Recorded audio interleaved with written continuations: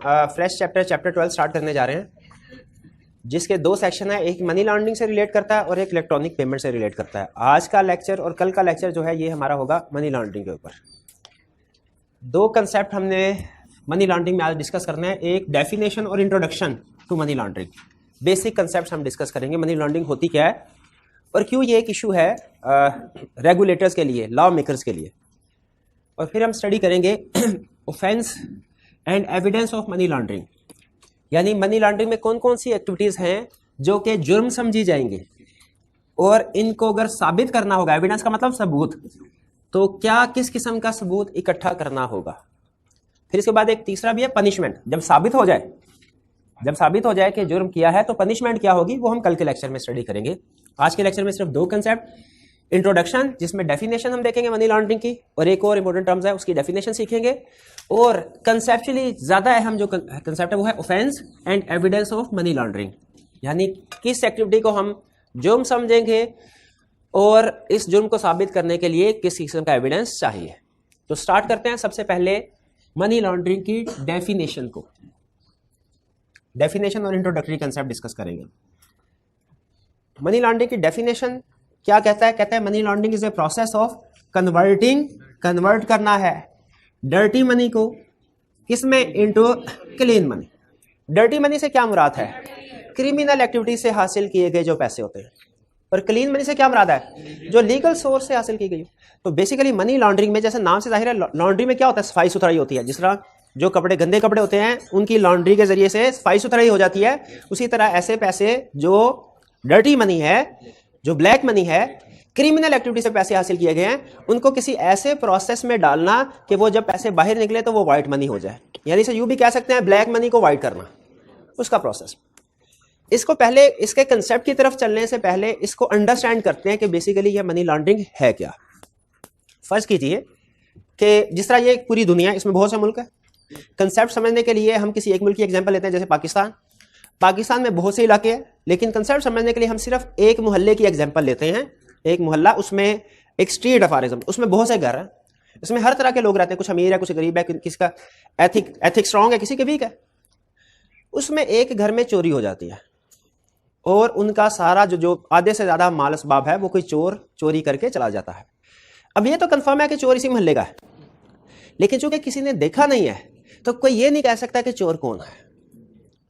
ठीक है, अब चोर भी इस मोहल्ले में है। अब वो ये सोच रहा है कि मैंने पैसे चोरी तो कर लिए हैं, लेकिन अब मैं इन पैसों को इस्तेमाल नहीं कर सकता, इसलिए कि अगर कल जाके मैंने इन चोरी के पैसों से नई गाड़ी खरीद ली, कंप्यूटर खरीद लिया, मोबाइल खरीदना शुरू कर दिया, तो लोग कहेंगे भाई तुम तो बेरोजगार थे, 3 महीने से तुम्हें कोई जॉब नहीं मिल रही थी, ये एकदम से पैसे कहां से आए? और पैसे आए भी उसी वाकये के बाद है जो चोरी हुई है। तो हालांकि उसे चोरी करते हुए तो किसी ने नहीं देखा, लेकिन जब वो इस पैसों को खर्च करने लगेगा तो लोग उसका अंदाज देख के, लिविंग स्टैंडर्ड देख के शक में मुब्तला हो जाएंगे कि इसने चोरी की है, और उसके खिलाफ अगर इन्वेस्टिगेशन होगी तो शायद उसे चोरी का माल बरामद भी हो जाए। तो चोर, उनके पास इतना माइंड तो होता है कि चोरी कैसे करनी है, ठीक है, अगवा बराए तावान की स्कीम कैसे बनानी है, लेकिन उसके बाद इसको इस्तेमाल कैसे करना है, इस पैसे को, इससे फायदा कैसे उठाना है, ये माइंड उनके पास इतना शार्प माइंड नहीं होता। इसके लिए उन्हें जरूरत पड़ती है कुछ पढ़े लिखे लोगों की, कुछ एक्सपर्ट्स की, कुछ प्रोफेशनल्स की, जो उनको तरकीबें बताते हैं कि आप इस ब्लैक मनी को कैसे व्हाइट मनी कर सकते हैं, आप इस डर्टी मनी को कैसे क्लीन मनी में कन्वर्ट कर सकते हैं। नो डाउट इसके अगेंस्ट वो अपनी अच्छी खासी फीस लेते हैं, लेकिन ये आइडियाज कि ब्लैक मनी को कैसे व्हाइट करना है, ये क्रिमिनल के ज़हन में नहीं आता। ये कुछ ना कुछ इसको लोग सपोर्ट करते हैं, प्रोफेशनल्स होते हैं। जैसे फर्ज कीजिए वो किसी लॉयर के पास गया, उसे कहने लगा भाई अब मैं क्या करूं, मशवरा दो। उसने कहा बहुत आसान काम, तुम ऐसा करो, प्राइस बॉन्ड होते हैं? बिल्कुल होते हैं। प्राइस बॉन्ड खरीदो? उसने नहीं, प्राइस बॉन्ड नहीं खरीदना। प्राइस बॉन्ड, जब आपने भी नोट किया होगा, जब लिस्ट आती है किसी का प्राइस इनाम निकलता है ना, तो आपके पास दो ऑप्शन होती हैं। एक, स्टेट बैंक के पास जाके उसको इनकैश करवा सकते हैं। दूसरा, प्राइस जो डीलर्स होते हैं प्राइस बॉन्ड के, आप उनके पास जाके भी कैश करवा सकते हैं। और आपको एक इंटरेस्टिंग फैक्ट बताऊं, स्टेट बैंक से अगर प्राइस बॉन्ड इन कैश करवाएंगे ना तो वो विदहोल्डिंग टैक्स डिडक्ट कर लेता है, लेकिन डीलर जो है वो विदहोल्डिंग टैक्स नॉर्मली डिडक्ट नहीं करते। तो उनके पास अगर जाके इन कैश, वो ज्यादा, ये ऐसे कैसे है कि प्राइवेट पार्टी जो है वो ज्यादा पेमेंट दे देती है और जो ऑफिशियली पेमेंट है वो कम होनी है। ये प्राइस बॉन्ड डीलर क्या करते हैं बाद में, वो जो 1000 का प्राइस बॉन्ड है ना, जिसके ऊपर फर्ज कीजिए 10 लाख का इनाम निकला, उसको अपने पास संभाल के रख लेते हैं। और ये इस्तेमाल किया जाता है ब्लैक मनी को वाइट करने के लिए। अब लॉयर उसे मशवरा देगा, तुम उस डीलर के पास जाओ, उसके पास 10 लाख का प्राइस बॉन्ड पड़ा हुआ है, तुम उससे 10 लाख का वो प्राइस बॉन्ड या 11 लाख का थोड़ा एक्स्ट्रा अमाउंट देके वो 11 लाख खरीदो और मोहल्ले में शोर मचा देना तुम्हारा प्राइस बॉन्ड निकल आया, और ऑफिशियली स्टेट बैंक के पास जाके अपने बैंक अकाउंट में वो पैसे ट्रांसफर करवा लेना। थोड़ा सा विथहोल्डिंग टैक्स डिडक्ट होगा, एक्स्ट्रा पैसे तुम्हें देने पड़ेंगे, लेकिन तुम्हारी ब्लैक मनी वाइट हो जाएगी। ये एक छोटा सा तरीका है, इसके अलावा और भी बहुत से तरीके, ठीक है, जिससे ब्लैक मनी को वाइट किया जा सकता है। आपके पास ब्लैक मनी है, आप कोई बिजनेस स्टार्ट कर लें, ठीक है, बिजनेस कोई भी बिजनेस, कोई बेकरी स्टार्ट कर लें और ये शो करवाएं कि आपने इन्वेंट्री खरीदी है और फिर कस्टमर को हाई प्राइस में बेचा और वो बहुत ज्यादा प्रॉफिट हुआ है। अब गवर्नमेंट आके आपकी शॉप को थोड़ी देखेगी, वो तो गवर्नमेंट तो सिर्फ अकाउंट्स रिकॉर्ड्स पे चलती है, उसके लिए आपको किसी अकाउंटेंट से हेल्प लेनी पड़ेगी जो आपकी डेली बेसिस के ऊपर fake books of accounts maintain कर रहा होगा कि इतना रेवेन्यू आया, इतना रेवेन्यू आया, इतनी कॉस्ट हुई, इतना रेवेन्यू आया, और एंड पे प्रॉफिट होगा सिग्निफिकेंट। थोड़ा सा प्रॉफिट टैक्स देना पड़ेगा, लेकिन सारी जो ब्लैक मनी है वो वाइट हो जाएगी। अब आप इसको जहां पे चाहे इस्तेमाल कर सकते हैं। याद रखें, जब तक मनी लॉन्ड्रिंग नहीं होगी ना, तो आप क्रिमिनल एक्टिविटी से पैसे अर्न कर भी लें, आप उसको खर्च नहीं कर सकेंगे, पकड़े जाएंगे, ठीक है। तो इसीलिए मनी लॉन्ड्रिंग इजाद हुई दुनिया में, और ये जहन में रखिएगा। मनी लॉन्ड्रिंग में अब ये डेफिनेशन समझ आ गई ना आपको, converting dirty money into clean money. इसमें अहम चीज, मनी लॉन्ड्रिंग में कौन पार्टीज इन्वॉल्व होती है जो मनी लॉन्ड्रिंग करती है? क्रिमिनल तो होते ही होते हैं, किसमें डिफरेंट प्रोफेशनल्स भी शामिल होते हैं, डिफरेंट प्रोफेशनल्स भी शामिल होते हैं, और इन प्रोफेशनल में कौन? लॉयर्स भी शामिल है, काउंटर चार्टर्ड अकाउंटेंट भी शामिल है, ब्रोकर्स भी शामिल है, ब्रोकर जो स्टॉक एक्सचेंज में बैठे हुए हैं, ठीक है, ब्रोकर्स भी शामिल है, और सबसे अहम फाइनेंशियल इंस्टीट्यूशन भी शामिल है। फाइनेंशियल इंस्टीट्यूशन कौन होता है? बैंकर्स, बैंक्स, बैंक के अलावा और लोग भी होते हैं।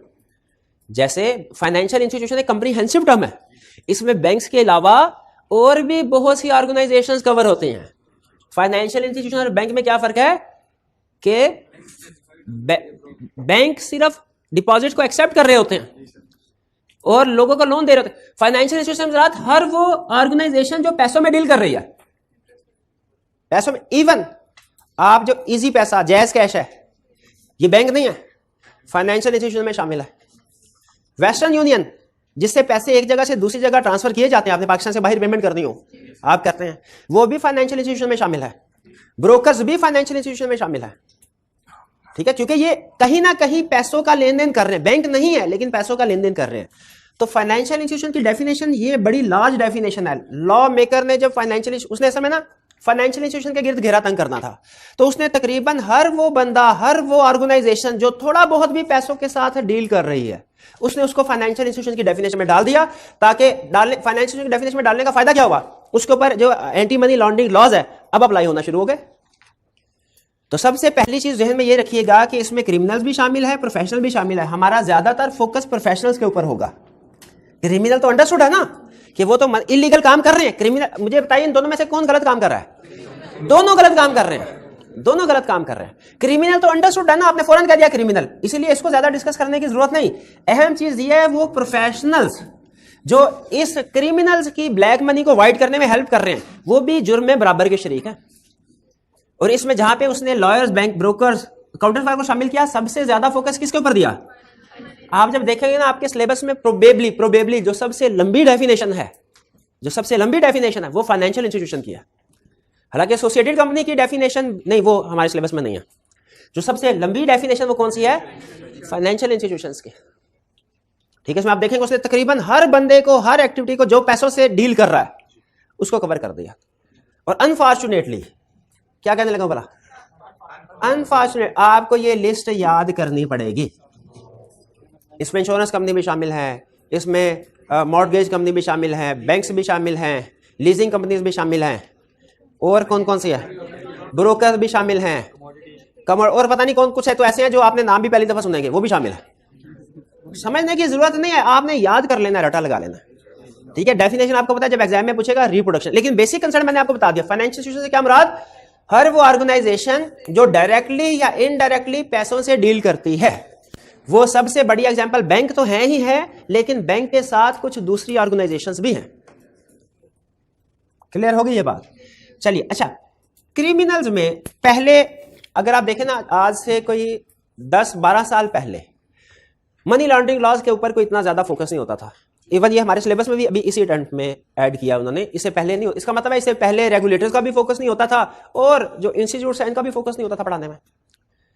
ये खास तौर पे 9/11 के वाकये के बाद अमेरिका के हाथ में एक बहाना आया कि हम क्यों ना पूरे दुनिया का जो फाइनेंशियल सिस्टम है उसके ऊपर अपना कंट्रोल रखें। कहा यह गया कि जी ये जो 9/11 का वाकया है ये चले किया जिसने भी किया, लेकिन उस टेररिस्ट ऑर्गेनाइजेशन जिसने ये उसके पास पैसे कहां से आए। उन्होंने बैक एंड पे कोई ना कोई दो चीजें, या तो लोग डोनेशंस देते हैं नॉट फॉर प्रॉफिट ऑर्गेनाइजेशन समझ के और वो टेररिस्ट एक्टिविटी में इस्तेमाल हो जाता है, या ये लोग इलीगल एक्टिविटीज से स्मगलिंग वगैरह के जरिए से चीजें बेच के तो पैसा कमाते हैं जो कि टेररिस्ट एक्टिविटीज में इन्वॉल्व होता है। तो पिछले 15-20 सालों में अमेरिका ने तो फोकस करते हुए और टेररिस्ट ऑर्गेनाइजेशंस को सामने रखते हुए कि इनकी फाइनेंसिंग रोकी जाए ना। एक तो तरीका यह है ना मिलिट्री ऑपरेशन, टेररिस्ट को खत्म किया जाए। एक दूसरा तरीका क्या है कि बुराई को उसकी जड़ से खत्म किया जाए। कैसे? इनकी फाइनेंसिंग रोक दी जाए, ना पैसे होंगे ना ये किसी तरह का अटैक कर सकेंगे। तो इसीलिए टेररिस्ट ऑर्गेनाइजेशन को रोकने के लिए, इनकी एक्टिविटीज को रिस्ट्रिक्ट करने के लिए एक तरफ जहां पे मिलिट्री ऑपरेशन हो रहा है, साथ ही साथ मनी लॉन्ड्रिंग लॉज में इंट्रोड्यूस करवाए गए, जिनका मकसद सिर्फ एक है, क्या कि क्रिमिनल्स को और टेररिस्ट को यह मौका नहीं मिलना चाहिए कि वो अपने जो डर्टी मनी है इसको क्लीन मनी में कन्वर्ट करें और फिर इसे इस्तेमाल करें अपनी मर्जी के मुताबिक। ये बेसिक ऑब्जेक्टिव है, ठीक है। अच्छा, अब क्रिमिनल तो इनके हाथ आने नहीं थे, इनके हाथ कौन लोग आए? प्रोफेशनल्स। और प्रोफेशनल्स में से भी सबसे अहम फाइनेंशियल इंस्टीट्यूशंस, ठीक है। अब फाइनेंशियल इंस्टीट्यूशन को उन्होंने कैसे कवर किया है वो अभी हम स्टडी करेंगे कि उनको कैसे कवर किया। अभी हमें पता चल गया कि मनी लॉन्ड्रिंग में कौन इन्वॉल्व है, ये हो गई हमारी एक पार्टी। दूसरी तरफ कौन सी पार्टी है? रेगुलेटर्स। रेगुलेटर्स कौन है? जिनका ये ऑब्जेक्टिव है कि मनी लॉन्ड्रिंग ना हो। रेगुलेटर्स में कुछ रेगुलेटर्स हैं नेशनल लेवल पे और कुछ रेगुलेटर्स हैं इंटरनेशनल लेवल पे। नेशनल लेवल पे कौन रेगुलेटर्स हैं? नेशनल अथॉरिटी, जैसे FIA, FBR वगैरह। आपको पता है नैब, वो आमदन से ज्यादा असासे, ये किसको बेसिकली इंडिकेट कर रहे होते हैं? इसी तरह की पैसे को। State bank of Pakistan, state bank of Pakistan क्यों रेगुलेटर है? क्यों रेगुलेटर? बैंक फाइनेंशियल इंस्टीट्यूशन का रेगुलेटर पाकिस्तान में स्टेट बैंक है। इंटरनेशनल लेवल पे कौन है? FATF, financial action task force, ये बनता ना, और वर्ल्ड बैंक। और इन लोगों ने ऐसे लॉज बनाए हुए हैं जो एंटी मनी लॉन्ड्रिंग है और काउंटर फाइनेंसिंग ऑफ टेररिज्म, ये लॉज। यानी इन्होंने लॉज बनाए हैं, किसने? FATF और वर्ल्ड बैंक, और कहा जिस मुल्क ने इन लॉज की पाबंदी नहीं की उसको हम ग्रे लिस्ट में डाल देंगे, बल्कि ब्लैक लिस्ट में डाल देंगे बाद में, ठीक है। तो ये बेसिकली जो FATF ने देखना है, जो आपने भी सुनते होंगे पाकिस्तान को ग्रे लिस्ट में रखा हुआ है, वो क्या चीज है जिसकी वजह से रखा? वो ये कहते हैं कि हमारे जो एंटी मनी लॉन्ड्रिंग लॉज हैं या काउंटर फाइनेंसिंग टेररिज्म लॉज हैं, इनकी कंप्लायंस हर मुल्क को करनी चाहिए। और पाकिस्तान में चूंकि देखिए दूसरे मुल्कों में तो शायद आस्ता आस्ता पहले से होती रहेगी, पाकिस्तान में एकदम से आप सारी चीजें इंप्लीमेंट करें थोड़ा मुश्किल होता है, इसलिए शायद पाकिस्तान को टाइम लग रहा है। लेकिन बहरहाल इस वजह से जो एंटी मनी लॉन्ड्रिंग लॉज हैं वो पाकिस्तान में अब ज्यादा इनेक्ट भी हुए हैं, उनकी मॉनिटरिंग भी हो रही है, ठीक है। तो ये था बेसिक थोड़ा सा कंसेप्ट। अब प्रोफेशनल का रोल्स क्या है? अगर आप कहें ना सर इसमें हमें एक इसकी समरी बता दें, 2 हरफी बात बताएं कि जितने भी लॉज हैं ये क्या चाहते हैं प्रोफेशनल से, या इनमें रिक्वायरमेंट क्या है, इनमें रिक्वायरमेंट क्या? तो इनकी रिक्वायरमेंट ये है कि जो ये प्रोफेशनल लोग हैं ना, वो कहते हैं क्रिमिनल्स को हम खुद मैनेज कर लेंगे, इसको आप छोड़ें, आप इन प्रोफेशनल्स को मैनेज करें। क्या करें? इनसे कहें नो योर कस्टमर। ये बैंकिंग सिस्टम में एक टर्म यूज होती है KYC, नो योर कस्टमर। अपने कस्टमर को जाने, मतलब आपके पास जो बंदा भी बैंक अकाउंट खुलवाने के लिए आप उससे पूछे भाई आप क्या काम करते हो, आपकी मंथली इनकम क्या है, उसका कोई प्रूफ साथ लगाएं। आप अगर कोई भी अकाउंट खुलवाने जाएंगे ना, बैंक में अकाउंट खुलवाने जाएं, स्टॉक एक्सचेंज में इन्वेस्टमेंट करनी है, ब्रोकर से अकाउंट खुलवाने जाएं, वो सारी चीजें पूछेगा आपसे। क्यों? क्योंकि ये हिस्सा, हालांकि ये रिक्वायरमेंट्स पहले से भी थी, आज से 20-25-30 साल पहले भी थी, लेकिन अब ज्यादा फोकस किया जाता है। अब वो अगर बैंक, पहले अगर बैंक कोई KYC का फॉर्म होता है कि इसको फिल नहीं करता था ना, उसको वार्निंग देके छोड़ देते थे, अब पेनल्टी इम्पोज करते हैं, ठीक है। नो योर कस्टमर, कि अपने कस्टमर के बारे में जाने, ये कौन है, क्या करता है, किस जगह पे बिजनेस है, विजिट करें जाके। दूसरे नंबर पे कस्टमर ने अकाउंट खुलवा लिया, उसके ट्रांजैक्शंस को मॉनिटर करें, उसके ट्रांजैक्शंस को मॉनिटर करे कि क्या उसकी बिजनेस के लिहाज से, एक्टिविटीज के लिहाज से रेगुलर ट्रांजैक्शन आ रही है। जहां पे कोई इरेगुलर ट्रांजैक्शन आए उसको रिपोर्ट करें। दो तरह की ट्रांजैक्शन को रिपोर्ट किया जाता है, लार्ज ट्रांजैक्शन को और सस्पिशियस ट्रांजैक्शन को। हर बैंक डे एंड के ऊपर जो इसके बैंकिंग सिस्टम से थ्रू लार्ज ट्रांजैक्शन या सस्पिशियस ट्रांजैक्शन हो, ये रेगुलेटरी अथॉरिटी को रिपोर्ट करते हैं। ठीक है, अब इसकी एग्जैक्ट अमाउंट मुझे याद नहीं, लार्ज की मेरे ख्याल शायद 20 लाख के करीब है, कंफर्म नहीं है, इसके आसपास है कि डेली बेसिस के ऊपर अगर किसी के अकाउंट में इस बड़ी ट्रांजैक्शन रिकॉर्ड होती है तो वो रिपोर्ट की जाए। ये मेरा ख्याल डेली बेसिस के ऊपर होता है, डेली बेसिस के ऊपर। तो बेसिकली रोल्स क्या दिए प्रोफेशनल या फाइनेंशियल इंस्टीट्यूशंस के कस्टमर्स जिसका अकाउंट खुलवा रहे हैं उसको आपने जानना है कि वो कौन है, कहां काम करता है, मंथली इनकम वगैरह क्या है, उसके अकाउंट में लास्ट ट्रांजैक्शंस को मॉनिटर करना है और फिर रिपोर्ट कर। इसके लिए सॉफ्टवेयर बने हुए हैं, ये नहीं है कि हर एक ट्रांजैक्शन को देख रहे होते हैं, सॉफ्टवेयर बने होते हैं, आपको पता है उस पर फिल्टर लगाया, एक्सेल छोटा सा सॉफ्टवेयर है, वो आपको बड़ी ट्रांजैक्शन या सस्पिशियस ट्रांजैक्शन को ज्यादा हाईलाइट कर देता है, तो वो रिपोर्ट हो जाता है। यहां तक क्लियर है आपको? तो आपको अंदाजा हो गया कि मनी लॉन्ड्रिंग बेसिकली इशू क्यों बना। पहले इंटरनेशनल लेवल पे बड़ा इशू बना, फिर अब पाकिस्तान में रिसेंटली ये हॉट इशू बना हुआ है, जिसकी वजह से जो एंटी मनी लॉन्ड्रिंग लॉज हैं वो भी इंप्लीमेंट किए जा रहे हैं और इनकी इंप्लीमेंटेशन भी की जा रही है। ये सारा बेसिक कंसेप्ट। इसमें जो अहम चीज है वो है फाइनेंशियल इंस्टीट्यूशन की डेफिनेशन। मैं इस डेफिनेशन को अभी आपके साथ डिस्कस नहीं करना चाहता, ठीक है। फाइनेंशियल डेफिनेशन है, फिर ऑफेंस और फिर पनिशमेंट। पनिशमेंट हमने कल पढ़ना है। आज के लेक्चर में फाइनेंशियल इंस्टीट्यूशन और ऑफेंस पढ़ना है। फाइनेंशियल इंस्टीट्यूशन में कंसेप्ट कुछ भी नहीं है, सिर्फ याद करने की लिस्ट है। इसमें मेन चीज जो आपने कंसेप्चुअली याद रखनी है ना, जितना कोई कंसेप्ट है उतना आपके साथ डिस्कस कर लेता हूं कि फाइनेंशियल इंस्टीट्यूशन से मुराद क्या लोग हैं जो फाइनेंस में डील करते हैं, डायरेक्टली या इनडायरेक्टली। इसमें सबसे बड़ी एग्जांपल बैंक है। पहले नंबर पे उसने बैंक पे लिखा हुआ है, बैंक का नाम नहीं लिखा हुआ, बल्कि क्या लिखा हुआ है कि वो जो डिपॉजिट को एक्सेप्ट करते हैं, और अगले वो कौन करता है? बैंक ही तो करता है। बैंक के अलावा भी जो लोग फाइनेंस में डील करते हैं वो भी फाइनेंशियल इंस्टीट्यूशन की डेफिनेशन में शामिल है। इसमें कुछ आपको ऑर्गेनाइजेशन समझ आ जाएंगी, कुछ समझ नहीं आएंगी। आपने समझने की कोशिश भी नहीं करनी, नेट पे जाके सर्च भी नहीं करनी, सिर्फ इसका रटा लगा लेना, ठीक है। जैसे एक्सेप्टिंग डिपॉजिट्स एंड लैंडिंग, समझ आ गया? ऐसी कंपनी जो लीजिंग में इन्वॉल्व है, इंश्योरेंस में इन्वॉल्व है, मनी और वैल्यू ट्रांसफर्स, ये कौन है वाला? जायज कैश वगैरह, ये इजी पैसा, वेस्टर्न यूनियन वगैरह। Manage means of payment, debit, ऐसे ऑर्गेनाइजेशन जो डेबिट क्रेडिट कार्ड इशू करती हैं, अब वो भी असल। अच्छा, एक चीज ध्यान में रखिएगा, चूंकि जो फाइनेंशियल इंस्टीट्यूशन लाजमी नहीं एक ही काम कर रहे हो, वो एक से ज्यादा एक्टिविटीज भी कर सकते हैं, तो उसने एक्टिविटीज के ऊपर फोकस किया है, ऑर्गेनाइजेशन के ऊपर फोकस नहीं किया, ठीक है। तो आपने इस बात पे परेशान नहीं होना कि ये डेबिट क्रेडिट कार्ड तो बैंक इशू करते हैं और ऊपर उसने पहले वाले में जब बैंक को कवर कर दिया है तो दोबारा क्यों लिख? क्योंकि हो सकता है कुछ ऑर्गेनाइजेशन ऐसी हो जो कि डिपॉजिट्स को एक्सेप्ट या लैंडिंग ना करती हो, लेकिन वो ऐसे कार्ड इशू करती हो, ठीक है, जिनको मनी के तौर पे यूज किया जा सकता है। तो इसने एक्टिविटीज के ऊपर फोकस किया हुआ है। फिर फाइनेंशियल गारंटीज एंड कमिटमेंट्स, ये पता नहीं क्या होता है, इसको छोड़े, ये भी वैसे बैंक देते हैं, बैंक ये सर्विस प्रोवाइड करते हैं। Business trading in portfolio management, यानी ब्रोकर्स वगैरह, money market instruments, transferable securities, ये भी स्टॉक एक्सचेंज के शेयर्स की बात कर रहा है। Investing and managing funds on behalf of other, ये भी सारा ब्रोकर की बात कर रहा है। ये ABCDE, ये सारा ब्रोकर्स की बात कर रहा है। फॉरेन एक्सचेंज, ये भी बैंक डील करते हैं, लेकिन चूंकि एक्टिविटी एक अलग है तो इसीलिए उसने उसे अलग एक्टिविटी के तौर पे एग्जांपल में हमारे सामने रख दिया। मनी एंड करेंसी चेंजिंग, जो करेंसी चेंजेस होते हैं, वेस्टर्न यूनियन, वही एग्जांपल आ रही। Exchange, interest rate, index instrument, अल्लाह जाने क्या, ये मुझे खुद नहीं पता। कमोडिटी फ्यूचर ट्रेडिंग, ये भी नहीं पता। Share issue services, brokers, intermediate, पता नहीं क्या है। जी जी, कहीं में भी डाल दे इसको, 2-3 जगह भी आ सकता है। वो foreign western union foreign exchange में डील कर रहा है, उधर भी आ जाएगा, बिल्कुल आ जाएगा, बिल्कुल आ जाएगा। आपने सिर्फ ये जज करना है, ये सारे पॉइंट्स को सामने रखे कि कोई एक ऑर्गेनाइजेशन है जो इनमें से एक भी काम कर रही हो। अगर कोई ऑर्गेनाइजेशन में से एक भी काम कर रही है वो फाइनेंशियल इंस्टीट्यूशन है। अगर वो 2 या 3 या 4 या 5 काम कर रही है तो वो फिर भी फाइनेंशियल इंस्टीट्यूशन ही है। हमने सिर्फ ये साबित करना होता है ऑर्गेनाइजेशन फाइनेंशियल इंस्टीट्यूशन है कि नहीं।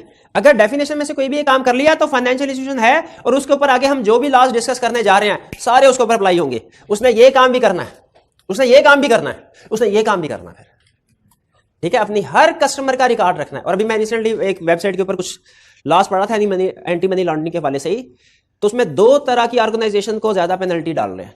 एक बैंकर्स को कि उन्हें अपने कस्टमर्स के बारे में डिटेल डॉक्यूमेंटेशन नहीं की होती, और दूसरा स्टॉक ब्रोकर्स को कि वो अपने कस्टमर्स को फॉर्म उसकी पूरी डॉक्यूमेंट, क्योंकि देखें बैंक्स का इंटरेस्ट है ना सिंपल रूल है, बिजनेस के ऊपर जितनी ज्यादा रेगुलेशंस होगी ना, बिजनेस एक्टिविटीज उतनी ही कम होंगी। तो जो बिजनेसमैन होते हैं ना, वो फिर कुछ तरीके निकालते हैं। अगर बड़ा क्लाइंट हो ना, तो उसके लिए रिलैक्सेशन के बारे में सोचते हैं कि इसको कम से कम तंग करें, और बड़ा क्लाइंट ही नॉर्मली फिर मनी लॉन्ड्रिंग में भी इन्वॉल्व होता है। तो इसीलिए अगर कोई भी फाइनेंशियल इंस्टीट्यूशन की डेफिनेशन में कवर हो गया, उसे ये सारे काम करने पड़ेंगे। नहीं काम करेगा, लाइसेंस भी कैंसिल हो सकता है, पेनल्टी भी बढ़ सकती है। क्लियर हुई ये बात? तो अब फाइनेंशियल इंस्टीट्यूट की डेफिनेशन में एक एक चीज को ना मैं समझा रहा हूं ना आपने समझना है। बेसिक कंसेप्ट बता दिया, इसमें कौन सी ऑर्गेनाइजेशन शामिल है, इसका आपने रटा लगाना है एग्जाम में, मे बी एमसीक्यूज में या डेफिनेशन रिप्रोडक्शन के क्वेश्चन में पूछ ले तो बता देंगे। अब हम फोकस करने जा रहे हैं ऑफेंस, और इसके ऊपर हमारे तो सिर्फ ये 3-4 लाइनें ना रटा लगा लेंगे। इस टॉपिक, इस कंसेप्ट के एक एक लफ्ज के ऊपर फाइनेंशियल इंस्टीट्यूशंस में बहुत ज्यादा डिस्कशंस हुई हैं, क्योंकि ये वो है जिसकी वजह से जो फाइनेंशियल इंस्टीट्यूशंस है बाज़ वो भी जुर्म में हिस्सेदार बन जाते हैं। तो इसको, इसमें कंसेप्ट्स हैं, या तो आप कर लेंगे, लेकिन कंसेप्ट है वो भी मैं आपके साथ डिस्कस करना चाह रहा हूं। तो अब ऑफेंस की तरफ चलते हैं जी। पॉज कीजिएगा जी। मनी लॉन्ड्रिंग के बेसिक कंसेप्ट्स और फाइनेंशियल इंस्टीट्यूशन की डेफिनेशन के बाद अब हम स्टडी कर रहे हैं offence and evidence of money laundering, यानी कौन कौन सी एक्टिविटीज हैं जो कि मनी लॉन्ड्रिंग समझी जाएंगी, जुर्म समझी जाएंगी, और फिर उसमें हम सबूत कैसे इकट्ठा करेंगे, सबूत इकट्ठा करने का असूल क्या है। सबसे पहले कह रहा है, when is a person guilty of offence of money laundering, कब कोई पर्सन मुजरिम समझा जाएगा। A person is guilty of offence of money laundering if he knows, अगर उसे पता है, or having reasons to believe, या इतनी रीजंस हैं कि उसे पता होना चाहिए था क्या, that a property is proceeds of crime, कि एक प्रॉपर्टी है वो जुर्म करके, जुर्म के पैसों से हासिल की गई है। यहां पे प्रॉपर्टी से मुराद सिर्फ लैंड बिल्डिंग नहीं है, हर चीज, कैश भी। लॉ वर्ड प्रॉपर्टी को जब डिस्कस करता है तो उससे मुराद हर तरह का एसेट होता है, कि कोई भी एसेट अगर उसे पता है उस बंदे को कि वो क्राइम का है, और वो क्या करता है स्टिल, और उसके बावजूद उसे पता है ये प्रॉपर्टी, उसे पता है ये फ्लैट, उसे पता है ये घर, ये प्लॉट, ये स्मगलिंग के पैसों से हासिल किया गया है, चोरी के पैसों से हासिल किया गया, इसके बावजूद वो क्या करता है, स्टिल एक्वायर, उसको हासिल करता है, कन्वर्ट करता है उसको। यानी फर्ज कीजिए प्लॉट हासिल किया और उसके ऊपर कंस्ट्रक्शन की, उसने घर बना लिया। प्लॉट का एक्वायर करना ये भी जुर्म है, उसको कन्वर्ट करता है प्रॉपर्टी को, ये भी जुर्म है, पोजेस अपने नाम से अपने पास रखता है, ये भी जुर्म है। यानी चोरी की चीज, पता है किसी को चोरी की चीज है, लेकिन उसको फिर भी अपने पास रखता है, वो भी जुर्म है। Uses or transfer such property, वो उस प्रॉपर्टी को इस्तेमाल करता है, उसमें रहता है, या उसको आगे फिर सेल करता है, तो ये सारे जुर्म है, मनी लॉन्ड्रिंग में आएंगे। पहली एग्जांपल। दूसरी example, conceals the true nature, origin, location, ownership, movement of such property. कोई बंदा जिसको पता है प्रॉपर्टी चोरी की है, लेकिन फिर भी इसको छुपाता है। क्या चीज छुपाता है? ट्रू नेचर, कि प्रॉपर्टी चोरी की है, ओरिजिन कहां से आई, इसकी location, ownership, movement of such property. और तीसरा, holds or possessive such property on behalf of any other person, कि जो किसी दूसरे के, अच्छा अगर खुद रखे तो जुर्म है, और अगर कि दूसरा बंदा इस प्रॉपर्टी को रखे किसी दूसरे के बिहाफ पे, वो भी जुर्म है। फिर कह रहा है, a person shall also be guilty if he participates, aids or counsels to commit observe act. Counsel mean मशवरा देता है। आपको एक छोटी सी, अभी आपको ये सही तरीके से समझ नहीं आया होगा, रफ से आपको कंसेप्ट बिल्ड किया होगा। एक एग्जांपल देता हूं, आपने मुझे बताना है कि इसमें कौन कौन लोग मनी लॉन्ड्रिंग में इन्वॉल्व थे, और किसके ऊपर पहले वाला पॉइंट एप्लीकेबल होता है, किसके ऊपर दूसरे वाला, किसके ऊपर तीसरे वाला। एक बंदे ने एक पॉलिटिकल पोजीशन पे था, उसने करप्शन से पैसे हासिल किए। अब वो इस करप्शन के पैसे को खर्च नहीं कर सकता अभी, जब तक कि इसकी लॉन्ड्रिंग ना करवाए। इसके लिए उसने अपने एक दोस्त से मशवरा किया। उसके दोस्त ने कहा, मसला ही कोई नहीं, तुम ऐसा करो, एक बैंकर है उसके पास चले जाओ, वो मेरा दोस्त है, वो तुम्हें अच्छा मशवरा, वो तुम्हें बता देगा क्या करना है। पॉलिटिशियन उस बैंकर के पास चला गया। बैंकर ने कहा, सर ऐसा करते हैं कि कुछ फेक बैंक अकाउंट हम खुलवाते हैं, और कुछ जेन्युइन बैंक अकाउंट्स होंगे, लेकिन वो ऐसे लोगों के हैं जिनकी बाज़ औक़ात डेथ हो गई है, लेकिन हमें पता तो है, लेकिन चूंकि ऑफिशियली अनाउंसमेंट नहीं हमारे पास आई, हमने उनका अकाउंट ओपन करके रखा है। और कुछ ऐसे लोग भी हैं जो साल साल अपने बैंक अकाउंट को देखते ही नहीं है, ये गरीब लोग बाज़ औक़ात, ये छाबड़ी वाले वगैरह वगैरह, एक अभी इनको अपने अकाउंट का पता ही नहीं होता। हम क्या करेंगे, इनके अकाउंट्स हम ये शो करवाएंगे कि इन्होंने अपने अकाउंट में पैसे डाले हैं, और आपने इनको कोई चीज़ बेची है जिसकी वजह से ये पैसे अब आपके अकाउंट में आ जाएंगे। कल कला को पकड़े भी जाएंगे तो इनसे पूछा जाए, क्योंकि मनी ओरिजिनेट जो हुई है ना, वो इनके अकाउंट से हुई है, आपके अकाउंट में जो ट्रांसफर हुई है, ये लोग पकड़े जाएंगे। उन्होंने कहा जी बिल्कुल ठीक है। और कुछ लोगों को बाज़ औक़ात बैंक्स वाले ना, ये आपको प्रैक्टिकली बात कर रहा हूँ, ऑफर करते हैं, आपका पैसा है किसी दूसरे के अकाउंट में रख देते हैं, आपको बैंक से डबल इंटरेस्ट मिलेगा, या किसी दूसरे का पैसा आपके अकाउंट में रख देते हैं, आपको घर बैठे बैठाए पैसे मिलते जाएंगे। ये मनी लॉन्ड्रिंग में यूज होते हैं इस तरह की प्रैक्टिसेस। आपने इसमें कभी इन्वॉल्व, कोशिश यही करनी है कभी इन्वॉल्व नहीं होना। अब उस बंदे के अकाउंट में पैसे रखे गए, लेकिन अब बैंक वाले को भी शक है कि ऐसा ना हो ये छाबड़ी वाला है ना, किसी भी वक्त आ जाए, उसे पता है मेरे अकाउंट में अरबों रुपया है, और ये अब आपको पता है इलेक्ट्रॉनिक पेमेंट्स अलाउड होती हैं, तो ऐसा ना हो कि पेमेंट ट्रांजैक्शन कर ले। तो वो क्या करते हैं, उन्होंने कंट्रोल रखा होता है कि इस अकाउंट के जरिए कोई भी ट्रांजैक्शन अभी कभी ऑनलाइन भी रोड करने की कोशिश की ना तो हमें पता चल जाए, और वो उसको ब्लॉक कर देते हैं। एहतियातन उस रेलिवेंट पर्सन को भी बुला लेते हैं और उसे कहते हैं आपके अकाउंट में एक पार्टी ने कुछ पैसे रखे हैं कुछ दिनों के लिए, आप छाबड़ी से कितने पैसे कमा लेते हैं, हम आपको लाखों रुपया महीने का देंगे, बस आपने किसी को कुछ नहीं कहना। वो अकाउंट होल्डर, आप सोचें जो गरीब आदमी है उसको बैठे बैठाए घर बैठे लाखों रुपया मिल रहा है, वो उसको क्या जरूरत, एग्री हो जाते हैं समटाइम्स। अब ये मनी लॉन्ड्रिंग के लिए सारा प्रोसेस यूज है। पहली चीज मुझे बताइए, क्या वो पॉलिटिशियन मनी लॉन्ड्रिंग में इन्वॉल्व है?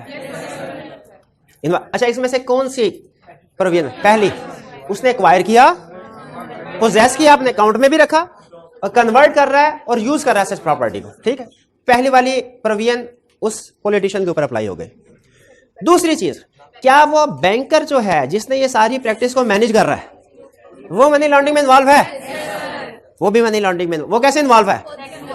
हाँ, उसने ट्रू नेचर, क्योंकि उसकी रिस्पांसिबिलिटी थी मनी लॉन्ड्रिंग एक्ट में कि उसने लार्ज और सस्पिशियस ट्रांजैक्शन को रिपोर्ट करना है, उसने रिपोर्ट करने के बजाय उसको छुपाया।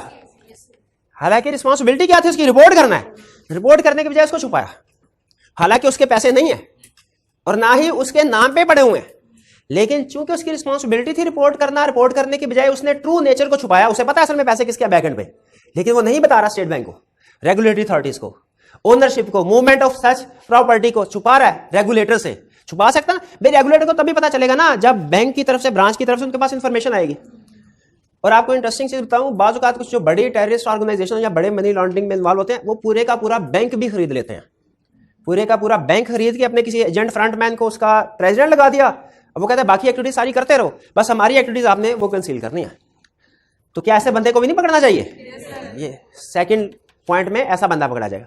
अच्छा, तीसरा, ऐसा पर्सन जो होल्ड्स और पोजेसेस सच प्रॉपर्टी भाव एनी अदर पर्सन, ये छाबड़ी वाला। अब मुझे ये बताइए, अच्छा छाबड़ी वाला बाद में लाख कहता रहे, ये इस प्रोविजन की वजह से वो छाबड़ी वाले को बुला लेते हैं, नैब वाले बुला लेते हैं कि भाई आपको याद है, आपको बताया था कानूनी शहादत का असूल क्या है कि अगर चोरी का माल आपसे बरामद हुआ है तो आप भी चोर हैं, अनलेस कि आप बाद में खुद को साबित करें।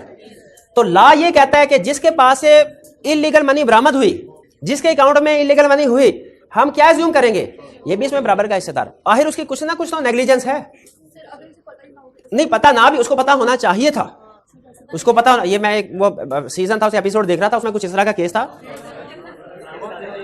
नहीं नाम को छोड़ें, सिर्फ काम एग्जाम्पल परिसाल कौन सा, उसमें एक समझ लीजिए कि कॉलेज था, कॉलेज के अंदर एक प्रिंसिपल था और वाइस प्रिंसिपल था। प्रिंसिपल बहुत नेक नाम इंसान था और नेक था भी, वाइस प्रिंसिपल ने कोई फ्रॉड किया था और काफी अरसे से कर रहा था। तो बाद में जब इन्वेस्टिगेशन में फ्रॉड पकड़ा गया, उन्होंने वाइस प्रिंसिपल को तो अंदर किया ही किया, प्रिंसिपल के खिलाफ भी केस फाइल कर दिया। प्रिंसिपल ने फिर अपने लॉयर से एंगेज किया, लॉयर ने उसे कुछ मशवरे दिए, लेकिन फिर एक बात आपको बता रहा हूं, लॉयर के सामने प्रिंसिपल ने यह कहा कि मेरे से कसम उठवा ले, मुझे इस फ्रॉड का कभी पता ही नहीं चला। तो उस लॉयर ने एक बात की थी, आपको पता नहीं चला, ये कोई एक्सक्यूज, आपको पता होना चाहिए था, प्रिंसिपल की ड्यूटी ही ये होती है। इस ट्रांजैक्शन का पता ना होना भी आपकी नाअहली का सबूत है, क्योंकि प्रिंसिपल और किस चीज के लिए होता है, मॉनिटरिंग के लिए, सुपरविजन के लिए होता है ना। तो अगर आपके अकाउंट में कोई ट्रांजैक्शंस हो रही है और आपको पता ही नहीं है, ये उस चोर का, क्रिमिनल एक्टिविटी, मनी लॉन्ड्रर का तो कसूर है ही है, आपका भी कसूर है, आपको पता होना चाहिए था। इसीलिए कहते हैं आप अपनी बैंक स्टेटमेंट्स को मंथली बेसिस के ऊपर आप मॉनिटर करें, सुपरवाइज करें। अब तो आपको मैसेज भी आ जाते हैं जैसे ही कोई ऐसी ट्रांजैक्शन हो, पता करें। तो इसीलिए जो लोग, जिनके पास करप्शन वाले पैसे होंगे उनके अकाउंट में है, तो याद रखें उनको पता है या नहीं पता, ठीक है। ला यहां पे क्या लिखता है, or having reasons to believe, who does know, या तो उसको पता हो, अगर नहीं भी पता, लेकिन ऐसी सर्कमस्टेंसेस हैं कि उसे पता होना चाहिए था और सर्कमस्टेंसेस शो करवा रही हैं कि उसे पता होगा, तो ला कहते हैं हम ये अज्यूम करेंगे वो शामिल था। Who holds or possesses such property on behalf of any other person। Clear हो गया? इस छोटी सी स्टोरी में आपको पता चल गया कि कौन कौन से लोग मनी लॉन्ड्रिंग में इन्वॉल्व है। एक और बंदा भी इन्वॉल्व है जो आपने पिक नहीं किया, जिसने मशवरा दिया था, क्या वो मनी लॉन्ड्रिंग में इन्वॉल्व होगा? A person shall also be guilty if he participate, aids or counsels to commit above acts। वो दोस्त भी उसमें शामिल होगा। ये सारे ऑफेंस में शामिल हो गए। अच्छा, अब वो आगे क्या कह रहा है? कह रहा है प्रूफ करने के लिए, to proof offence of money laundering, money laundering का ऑफेंस प्रूफ करने के लिए knowledge or intent may be inferred from factual circumstances in accordance with कानून शहादत ऑर्डर 1984। क्या कह रहा है? अब छाबड़ी वाला कहेगा सर मुझे तो पता ही नहीं, मुझे तो पता, मुझे तो इल्म में ही नहीं है, मुझे तो ये नहीं पता था कि ये करप्शन के पैसे है, मैं तो समझ रहा था कि ये हक लाल की कमाई है। तो अब देखे किसी को नॉलेज था कि नहीं था, उसकी इंटेंशन क्या थी, आप उसके दिमाग में घुस के पता चला सकते हैं। किसी की नॉलेज या इंटेंशन को चेक करने के लिए कि उसे इस इलीगल एक्टिविटी का पता था कि नहीं था, क्या उसके दिमाग में घुसना पड़ेगा ना? लेकिन नहीं घुस सकते। तो फिर अब सबूत इकट्ठा करना है, तो लॉ ने क्या कहा? लॉ ने कहा कि इसका एविडेंस इन्फर्ड यानी निकाला जाएगा, एज्यूम किया जाएगा, अखज किया जाएगा। किससे? फ्रॉम फैक्चुअल सर्कमस्टेंसेस, उस सर्कमस्टेंसेस के फैक्ट से। किसी बंदे की इंटेंशन थी कि नहीं थी मनी लॉन्ड्रिंग की, उसको नॉलेज था कि नहीं था कि उसके अकाउंट के थ्रू मनी लॉन्ड्रिंग हो रही है, इसका नॉलेज या इंटेंशन कैसे पता चलेगा हमें? फैक्चुअल, उसके दिमाग में नहीं घुसना। फैक्चुअल और फैक्चुअल सर्कमस्टेंसेस आपके सामने आए कि एक बंदे के अकाउंट के थ्रू पैसे जा रहे हैं मिलियंस के, और साल से जा रहे हैं, उसने कभी रिपोर्ट नहीं किया, और जब पकड़ा गया तो कह रहा है मुझे पता ही नहीं। तो क्या उसे खुली छुट्टी दे देनी चाहिए? हमें कैसे पता चलेगा उसे पता था कि नहीं पता था? हम फैक्चुअल सर्कमस्टेंसेस से अंदाजा लगाएं। ठीक है, यही वो कह रहा है इन अकॉर्डेंस विद कानून शहादत ऑर्डर। और कानून शहादत ऑर्डर का मैंने आपको जमशा बता दिया कि चोरी का माल जिससे निकला वो चोर है या चोरी में शामिल है। अच्छा, फिर अगली बात कर रहा है कन्विक्शन। आखिरी कंसेप्ट आज का कन्विक्शन का मतलब क्या होता है? कन्विक्ट करना मतलब जुर्म साबित होना। Conviction of accused for respective predicate offence shall not be required. Conviction of accused for respective predicate offence shall not be required. Predicate offence क्या होता है? प्रेडिकेट ऑफेंस वो छोटा जुर्म होता है जिसकी बेस पे बड़ा जुर्म किया जाता है। जैसे बाकी लोगों के ऊपर तो मनी लॉन्ड्रिंग का केस लगेगा, ये जो सियासतदान पॉलिटिशियन या जो भी बंदा है ना, इसके ऊपर एक नहीं दो केस लगेंगे। एक मनी लॉन्ड्रिंग का और दूसरा कौन सा, गैस कर सकते हैं? दूसरा कौन? करप्शन का। शाबाश, करप्शन का केस भी क्या करप्शन इन इटसेल्फ एक जुर्म नहीं है? और ये करप्शन ही से तो ये पैसे आए हैं जो मनी लॉन्ड्रिंग में इस्तेमाल हो रहे हैं। अच्छा, मुझे ये बताएं, अगर वो पॉलिटिशियन ये साबित कर दे, अब लीगल पॉइंट है ये, पॉलिटिशियन ये साबित कर दे मैंने करप्शन नहीं की, तो क्या मनी लॉन्ड्रिंग के केस में भी ऑटोमेटिकली छूट गया कि नहीं? मनी लॉन्ड्रिंग में वो छूट गया कि नहीं छूट गया? नहीं, दोनों केसेस अलग हैं। यही का ये जो छोटा केस, ये जो इस केस में जो उसने करप्शन किया ना, ये प्रेडिकेट ऑफेंस है, छोटा ऑफेंस जिससे मनी लॉन्ड्रिंग बड़ा। एक और एग्जांपल आपने इसमें पहचाना है प्रेडिकेट ऑफेंस क्या है और मेन ऑफेंस क्या है। एक बंदे ने एक गन खरीदी लाइसेंस के बगैर, आपको पता है गन का लाइसेंस होना जरूरी है, और उससे दूसरे बंदे का मर्डर कर दिया। उसने दो जुर्म किए, कौन कौन से? एक गन खरीदा, बगैर लाइसेंस के गन रखी, और दूसरा मर्डर। बगैर लाइसेंस के गन रखना ये प्रेडिकेट ऑफेंस है। और मर्डर अगर साबित हो भी जाए, ये वो कहे जी गन का तो मुझे कुछ नहीं पता, मैंने नहीं गन खरीदी, ये बगैर लाइसेंस वाली गन मैंने नहीं खरीदी, अगर इसमें वो केस साबित ना भी हो पाए, इसमें बरी हो जाए इस केस में, तो क्या मर्डर वाले केस में भी बरी हो जाएगा? नहीं बरी होगा। अच्छा, एक आखिरी एग्जांपल ताकि मुझे प्रेडिकेट ऑफेंस का कंसेप्ट में क्लियर हो जाए कि आपको समझ आ गया। ब्रांच मैनेजर ने दो काम किए, एक फेक नाम से एक बैंक अकाउंट खोला और दूसरा उस बैंक अकाउंट के थ्रू ट्रांजैक्शन की पॉलिटिशियंस की। फेक अकाउंट खोलना भी इन इटसेल्फ जुर्म है, ये प्रेडिकेट ऑफेंस है। ये जो ओवरऑल प्लानिंग होती है ना, एक बड़ा जुर्म करने के लिए छोटे छोटे कई जुर्म करने पड़ते हैं। ठीक है, तो ये जो छोटे छोटे कई जुर्म करने पड़ते हैं ये प्रेडिकेट ऑफेंस होते हैं, और जो बड़ा जुर्म होता है वो मेन ऑफेंस है। लॉ यहां पे ये कह रहा है कि प्रेडिकेट ऑफेंस में जुर्म साबित होना रिक्वायर्ड नहीं है। अगर आप मेन जुर्म में किसी को मुजरिम साबित करना चाहते हैं ना मनी लॉन्ड्रिंग में, तो प्रेडिकेट ऑफेंस उसके ऊपर साबित होना लाजमी नहीं है। ठीक है, वो दोनों लहदा चलेंगे। आपने अक्सर देखा होगा बाज़ औक़ात कोई एफआईआर दर्ज होती है ना, उसमें को 3-4 सेक्शन दफा जो वो लगा देते हैं कि ये भी दफा लगा, ये भी, भाई किसी ना किसी में तो सजा होगी ना। ठीक है, तो वो लेकिन कुछ दफात ऐसी होती है जो छोटी होती हैं, कुछ बड़ी होती हैं। ठीक है, तो जो मेन ऑफेंस है वो लहदा ट्रीट होता है, प्रेडिकेट ऑफेंस अलहदा। प्रेडिकेट ऑफेंस में गिल्टी साबित होना या ना होना अलहदा चीज है, वो रिक्वायर्ड नहीं है कि प्रेडिकेट ऑफेंस में गिल्टी साबित होगा तो मेन ऑफेंस में गिल्टी साबित होगा, नहीं। दोनों भाई ये क्लियर हो गया। चलिए, ये था हमारा आज का कंसेप्ट। आज के लेक्चर में हमने क्या सीखा? हमने मनी लॉन्ड्रिंग की बेसिक सीखी, उसके अलावा डेफिनेशन सीखी, खास तौर पे फाइनेंशियल इंस्टीट्यूशन की, और फिर ऑफेंस और एविडेंस, ये कंसेप्ट सीखें। इसमें खास तौर पे ऑफेंस की डेफिनेशन जरूर याद कर लें, मे भी वो पूछ ले। मैं अगर एग्जामिनर हूं तो ऑफेंस की डेफिनेशन स्टूडेंट में पूछूं, ठीक है। इसमें आज की डिस्कशन में सबसे अहम कंसेप्ट यही था। आज का लेक्चर यहाँ पे खत्म करते हैं हम। अल्लाह हाफिज।